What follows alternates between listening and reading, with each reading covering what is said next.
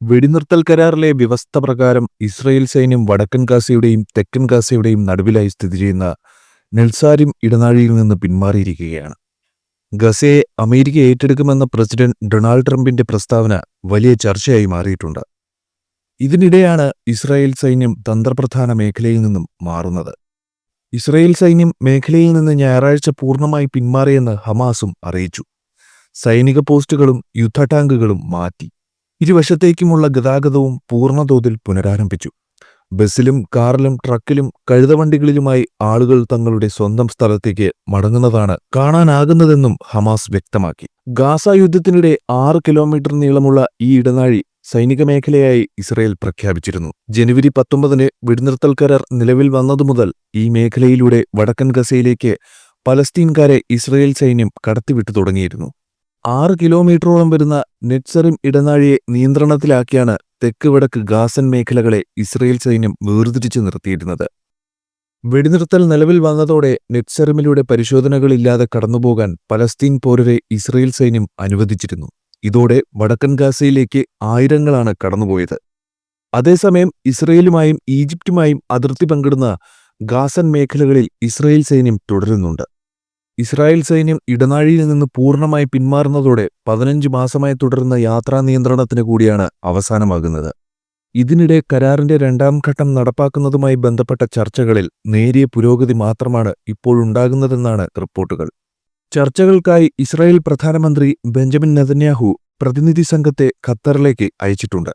എന്നാൽ ഉന്നത സംഘത്തെ അയച്ചതുമില്ല. ഇതിനൊപ്പമാണ് അമേരിക്കയുടെ പ്രഖ്യാപനങ്ങളും. 2ാം ഘട്ടം നടപ്പാക്കുന്നതിനെക്കുറിച്ച് ചർച്ച ചെയ്യാൻ നെതന്യാഹു ഈ ആഴ്ച മന്ത്രിസഭായോഗം വിളിച്ചേക്കും. ശനിയാഴ്ച ഹമാസ് വിട്ടയച്ച 3 ബന്ദികളുടെ ആരോഗ്യനിലയിൽ ഇസ്രായേൽ ആശങ്ക അറിയിച്ചിരുന്നു. 2ാം ഘട്ടത്തിൽ ജീവനോടെയുള്ള എല്ലാ ബന്ദികളെയും ഇസ്രായേലിന് കൈമാറണമെന്നാണ് കരാറിലെ നിർദ്ദേശം. പകരം ഇസ്രായേൽ സൈന്യം പൂർണ്ണമായും ഗസയിൽ നിന്ന് പിന്മാറണം. എന്നാൽ ഹമാസിനെ പൂർണ്ണമായി നശിപ്പിക്കാതെ ഗാസയിൽ നിന്ന് പിന്മാറില്ലെന്നാണ് ഇസ്രായേലിന്റെ നിലപാട്.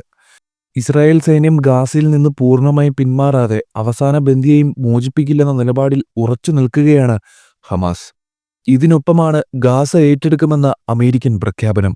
അതേസമയം വെസ്റ്റ് ബാങ്കിൽ ഞായറാഴ്ച 8 മാസം ഗർഭിണിയായ പലസ്തീൻ യുവതി ഇസ്രായേൽ സൈന്യത്തിന്റെ വെടിയേറ്റ് മരിച്ചതായി പലസ്തീൻ ആരോഗ്യ മന്ത്രാലയം അറിയിച്ചു.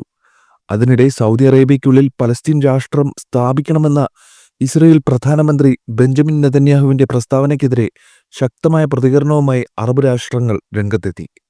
എത്ര കാലമെടുത്താലും ഒരാൾക്കും പലസ്തീനികളെ അവരുടെ മണ്ണിൽ നിന്ന് നീക്കാനാവില്ലെന്നായിരുന്നു നെതന്യാഹുവിന്റെ പ്രസ്താവനയോടുള്ള സൗദിയുടെ പ്രതികരണം. പലസ്തീനികൾക്ക് അവരുടെ മണ്ണുമായുള്ള ബന്ധം അത് കയ്യേറുന്നവർക്ക് മനസ്സിലാകില്ലെന്നും സൗദി പറഞ്ഞു. ഇത്തരം ചിന്താഗതിക്കാരാണ് സമാധാനത്തിന്റെ വഴി സ്വീകരിക്കുന്നതിൽ നിന്ന് ഇസ്രായേലിനെ തടയുന്നതെന്നും സൗദി വിദേശകാര്യ മന്ത്രാലയം വിമർശിച്ചു. പ്രകോപനപരവും തള്ളിക്കളയേണ്ടതുമാണ് പ്രസ്താവനയെന്നാണ് UAE വിദേശകാര്യ മന്ത്രാലയം പ്രതികരിച്ചത്.